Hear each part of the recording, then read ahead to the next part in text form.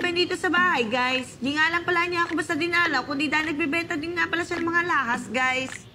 Mabuti na rin nga pala guys, sa kakilala kayo bumili ng alahas kasi marami nga pala naglipa ng mga fake ngayon guys. Para nga pala mga friends mo lang. Nasa inyo nga pala yun guys kung paano kumilatis kung sino sa kanila ang totoo at sino ang fake. Para itong mga alahas nga pala guys, makikilala mo sa pamamagitan ng karats at timbang. Habang tumataas ang karats at timbang, mas nagmamahal. Ligaya ng jowa mo, nung tumaas nga pala ang timbang mo, nabawasan ang pagmamahal niya sa'yo. Ito nga palang isang friend ko guys, mahilig nga pala talaga siya sa ginto. Kaya mamimili na naman nga pala siya ng kwintas. Kala mo naman siya nga pala magbabayad niyan. Hindi guys, kundi yung jowa niya. Mahilig nga pala siya guys magjowa ng mga lalaking mayayaman at maraming alahas sa ginto. Kaya tuloy na pagkakamalan nga pala siyang gold digger. Ito naman nga pala guys, ang fashionista friend ko. Titingin din nga pala siya ng mga kwintas. At yung kukunin niya nga pala ay kagaya nung kinuha ng nauna kong friend. Pero hindi nga pala siya guys ang magsusuot niyan. Kundi ipapasuot niya nga pala sa aso niya. Ganyan nga pala sila magkabugang dalawa guys. Daig pa mga tubog sa ginto. Ito naman nga palang kapitbahay ko guys, gusto na kumuha ng bracelet. Kaso dumating nga pala yung misis niya at pinagalitan siya.